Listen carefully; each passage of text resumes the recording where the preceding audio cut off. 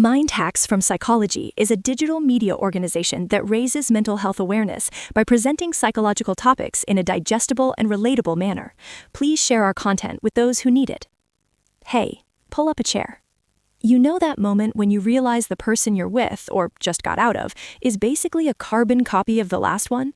Same red flags you swore you'd never ignore again, same butterflies that turned into knots, same "this time it'll be different" lie you told yourself at 2 a.m.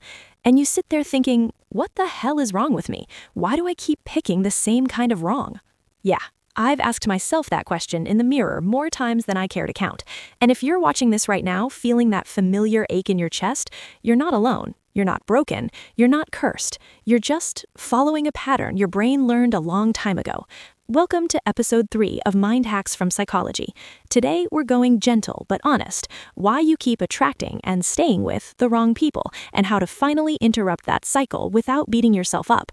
First, let's get the hard truth out of the way. It's not bad luck. It's not all the good ones are taken. It's attachment wiring, stuff that got laid down when you were way too young to choose it. Psychologists call it your attachment style, but honestly, think of it like an old childhood playlist on repeat.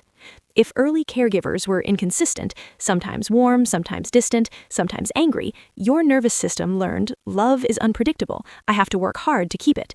So you end up drawn to people who feel familiar, unavailable, hot and cold, needy one minute, gone the next, because your body goes, this feels like home, even when home hurt. And here's the sneaky part most people miss. It's not just about who you pick, it's about what you tolerate once you're in it. You see the red flags, late replies, mixed signals, emotional unavailability, and instead of walking, a quiet voice inside says, maybe if I try harder, maybe if I fix this. That's not weakness, that's survival code from way back. If I can make this person stay, I'll finally feel safe. Problem is, you're trying to get safely from the exact kind of person who can't give it. I know it stings to hear. I felt it sting when someone finally said it to me, but the moment I stopped blaming my terrible taste and started seeing it as old programming, everything changed. You can change it too. So let's name the usual suspects, the patterns that keep showing up. Not to shame you, just to help you see them coming next time. The pursuer-avoider trap. You chase connection, they pull away. You chase harder, they pull farther. Feels like passion at first, until it feels like begging for crumbs. Classic anxious avoidant dance. Your anxiety spikes, their avoidance spikes, round and round. The fixer magnet. You find people who are almost great if only they would change this one thing. You pour energy into healing them, saving them, supporting them, while your own needs stay on mute. Deep down, it's a bargain. If I make you whole, you'll never leave. Spoiler, it rarely works that way. The familiar chaos loop. They remind you, subtly or not, of a parent or early caregiver. Maybe the criticism, the mood swings, the silent treatment. Your brain lights up with, I know this script, so you stay longer than you should, trying to rewrite the ending this time. The I'm not enough echo. You accept breadcrumbs because a quiet part of you believes that's all you're worth. They breadcrumb, you rationalize, you stay small so they don't leave. It's not love, it's reenacting old worth wounds. Seeing the pattern is half the battle. The other half is rewiring so you stop calling the same type chemistry and start calling it what it is, familiarity, not safety. Here are the real, doable hacks I've used and watched friends use to break free. No overnight magic, just steady, kind steps. Hack 1. The pause and pattern journal.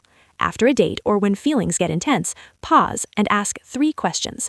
Does this person remind me of anyone from my past? What old feeling is this stirring up? Am I chasing safety or actually feeling safe? Write it. No judgment, just notice.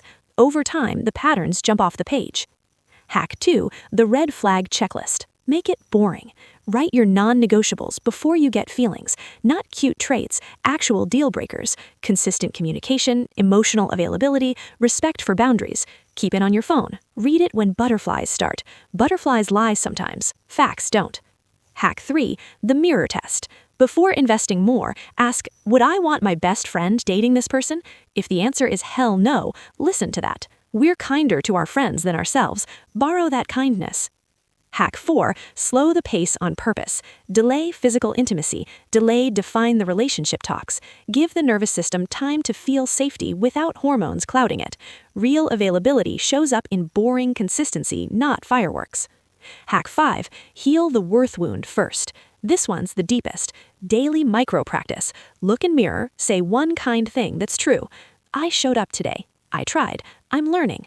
Sounds cheesy. It is, and it works, because the less you believe I'm not enough, the less you'll accept people who treat you that way. You're not doomed to repeat this forever. Every time you choose differently, even if it's messy, even if you slip, you're rewriting the old script. You're teaching your nervous system, I can feel wanted without chasing. I can feel safe without fixing someone else. That's not just dating advice. That's freedom. So next time you feel that pull toward the familiar wrong, pause, breathe, ask the hard questions. You deserve someone who chooses you as easily as you choose them, and you're allowed to walk away until you find it. Thanks for sitting with me through this one. It's not easy to talk about. If it hits something real for you, leave a like. It helps these conversations reach more people who need them.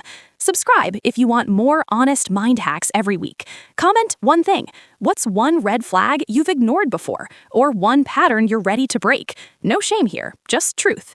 Next episode, what your favorite season says about your personality. Weird psych facts, coming soon.